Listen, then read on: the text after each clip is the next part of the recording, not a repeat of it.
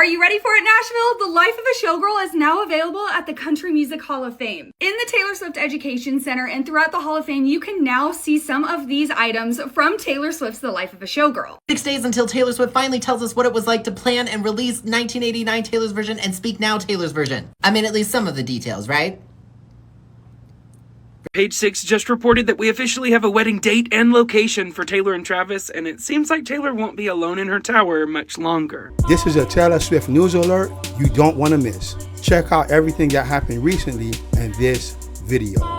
Are you ready for it, Nashville? The Life of a Showgirl is now available at the Country Music Hall of Fame. In the Taylor Swift Education Center and throughout the Hall of Fame, you can now see some of these items from Taylor Swift's The Life of a Showgirl. These items are items that we saw in the Target advertisements for the album, including the paint buckets, the heels, the bodice, and the headdress with the director's chair and megaphone. The Hall of Fame says that these will be available for viewing up until January 9th. And this is, of course, included in the regular cost of admissions. I love how they have everything set up to sort of recreate that scene from the Target ad. Hall of Fame is especially cool because you can also see the cupcake dress and the koi fish guitar, along with the silver noodle dress and other Taylor items exclusive to the Hall of Fame. Adding this showcase in just before the holidays is a really incredible way to draw crowds to the Country Music Hall of Fame. But I especially love the close-up shots we get, especially with all of these details. They've also included a description of the exhibit, which details out what all is in there and a little bit of info about the Life of a Showgirl. So if you're going to be in Nashville sometime within the next month, definitely be sure to stop by the Country Music Hall of Fame because you will get to see even more items than before. Please let me know your thoughts in the comments, especially what you're most excited to see here. For me, it's that corset.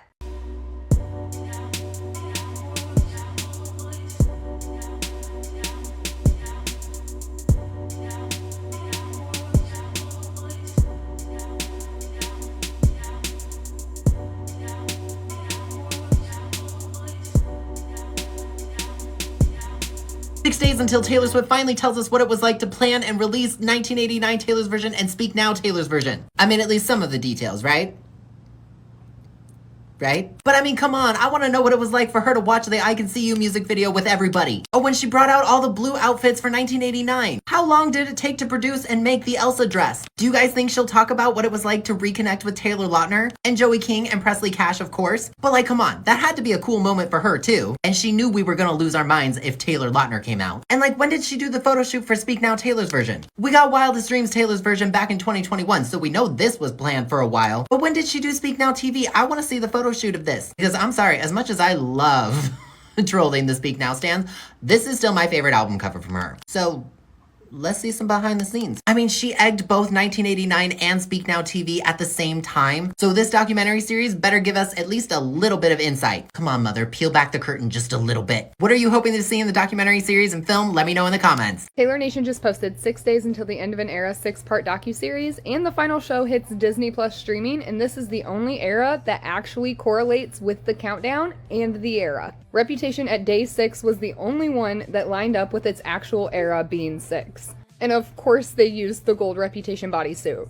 They posted saying, 6 days, don't blame us, loving TS the Eras Tour made us crazy. Celebrate Reputation along with all of Taylor's eras on December's docuseries, the premiere of the End of an Era 6-part docuseries. I think there's a typo in there. That comes out on December 12th, as we all know, but just in case anyone's forgetting. And so far we're going in order of eras, counting down from 11, where Taylor used surprise songs in the debut spot. Then we have 9 days with the Speak Now dress, 8 days left with Red, 7 days with 1989, and they did not use the color of the outfits that will be in the movie. They used the color of not only the new era, but also of Opalite, with going from blue to white on the mic to the orange bottoms. It's the same colors when you hold Opalite up to the sun, and it's the same colors of the 1989 outfit and the model that they're holding up to the sun in the cardigan collection. Blue and white, and she's got a yellow skirt on. Speak Now is missing from this, which is album 3. Opalite is track 3. Remember that for later, as that could be a good Easter egg once the single is announced. Don't forget that these colors also came out of the Fortnite typewriter. There's a few more things if you want to post those in the comments. I can't bring them to the front of my mind right now, but we've been walking into these Opalite colors the entire time. We just called them the daylight colors and used the Kelvin light scale instead of opalite as the reference. And now we're down to 6 days away with the corresponding Reputation gold bodysuit. It's going to be a blink of an eye, and we're going to already have every single part of this documentary and have all the secrets, and then I hope we have a clue into what's coming next, but this is going to go so fast. And I need to know what you guys are watching first. Are you going straight into the Eras Tour with the Tortured Poets department added, or are you going straight for the first 2 episodes of the docuseries? Let me know what you guys think in the comments.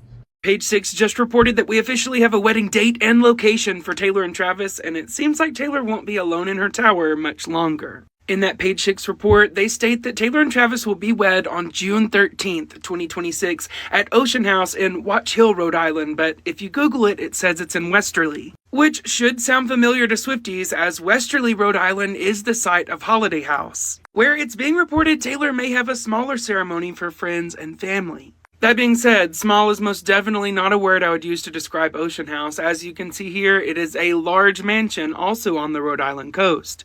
In fact, in these photos, you can see just how large its sprawling grounds actually are, and how beautiful the rooms inside of them are. And we may already know where Taylor and Travis will be staying on property, as the Tower Suite is one of the most, if not the most, sought-after room there at Ocean House, which you can read here has over 2 stories of views and amenities for guests to enjoy. All that to say, I cannot wait to see what happens on June the 13th, 2026.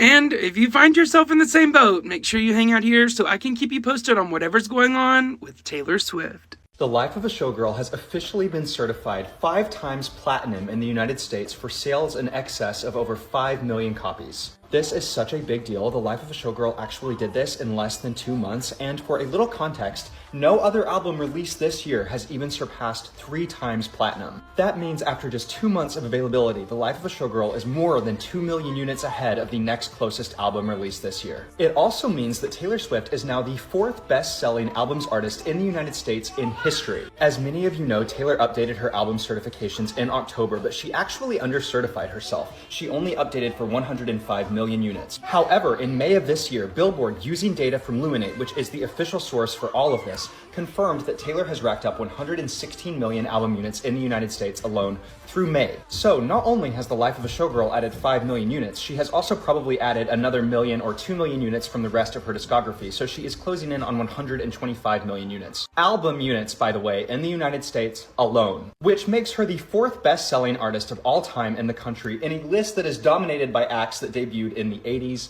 70s, and 90s, because it is a lot harder to do this nowadays. Now Taylor is only behind the Beatles, Garth Brooks, and Elvis Presley, and she is by far the best-selling female musician ever in the United States. Taylor is at about 123-ish million units. Mariah Carey is number 2, and I believe that she has 75 million. Yes, Mariah has 75 million album units, which means that Taylor is 40 million units ahead of the 2nd best-selling female artist in history. And again, take a look. No other modern artists anywhere on this list. Incredible, incredible numbers. So with only 6 days until the premiere of Taylor's End of an Era docuseries on Disney+, Nashville was graced with some of Taylor's Life of a Showgirl items at the Country Music Hall of Fame and Museum.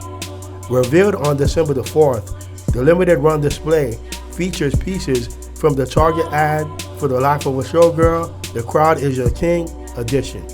Check it out if you're in the area. And if you missed what Bon